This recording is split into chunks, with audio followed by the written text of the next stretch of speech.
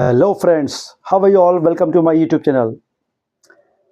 Friends, आज हम बात करेंगे सब्जेक्ट की। सब्जेक्ट की काइंड्स कितने होते हैं, सब्जेक्ट की पहचान क्या होती है, सब्जेक्ट का काम क्या होता है, सब्जेक्ट कहाँ पर होता है।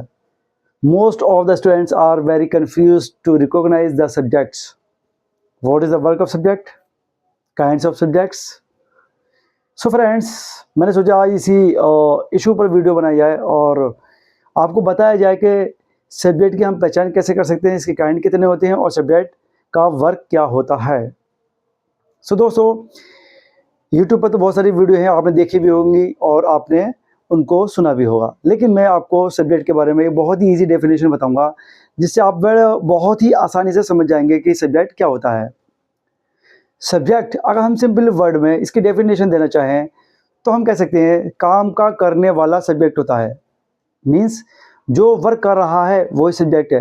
फॉर एन एग्जाम्पल, अगर मैं कहूँ ही स्लीपिंग, अब सो कौन रहा है?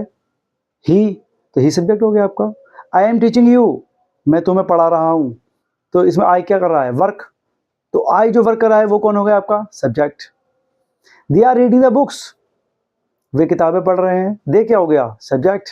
The lion is killing the animals in the forest, शेर जंगल में जानवर को मार रहा है, तो शेर कौन हो गया इसमें? सब्जेक्ट्स। सो हम कह सकते हैं कि जो काम का करने वाला होता है वही सब्जेक्ट होता है। That is very simple and I think you will have understood very well, और आपके ये समझ में बहुत अच्छी से आ गया होगा। Second thing is that kinds of subjects. Subject कहाँ पर होता है? तो अगर हम बात करें सब्जेक्ट की, तो सिंपल सेंटेंस में, अफर्मेटिव सेंटेंस में सब्जेक्ट सबसे पहले रखा हुआ होता है। अगर मैं कहूँ he will go to Delhi, वो दिल्ली जाएगा, तो यहाँ पे ही क्या है? सब्जेक्ट है।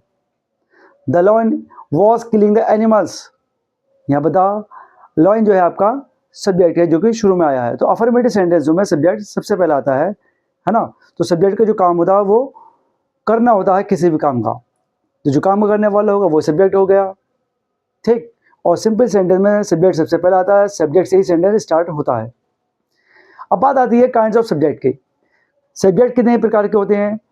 तो we can say that's there two kind of subjects. दो तरह के सब्जेक्ट होते हैं, singular and a plural. Singular means एक वचन जो सिंगल से बना, प्लूरल मीन्स बहुवचन जो एक से ज्यादा होता है, more than one thing, we can say plural.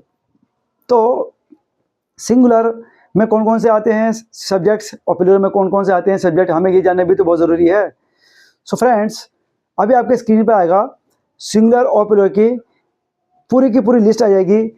Which subject comes in singular and which subject come in plural. तो कौन से हैं वो सब्जेक्ट जो सिंगुलर में आते हैं और कौन से हैं वो सब्जेक्ट जो प्लूरल में आते हैं। बट ओरली मैं आपको बता भी देता हूँ, ही, शी, इट और नेम, ये जो सब्जेक्ट्स हैं ये सिंगुलर सब्जेक्ट्स हैं, क्योंकि यहाँ पर केवल एक चीज़ की, एक सिंगल आदमी की और एक वन थिंग की हम बात कर रहे हैं। But when we talk about more than one thing like I, we, you, they, ये जो सब्जेक्ट्स हैं आपके प्लूरल में आते हैं, क्योंकि ये जो बात करते हैं मोर देन वन थिंग की करते हैं। तो जब एक से ज़्यादा हो जाता है तो वो आपका प्लूरल होता है, तो वो कहलाते हैं आपके प्लूरल सब्जेक्ट्स।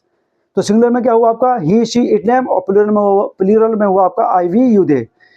तो फ्रेंड्स, अब आपके माइंड में ये बहुत अच्छे से फंस गया होगा कि सब्जेक्ट क्या होता है, सब्जेक्ट का काम क्या होता है और सब्जेक्ट के काइंड्स कितने होते हैं। Keep watching my video. Thank you.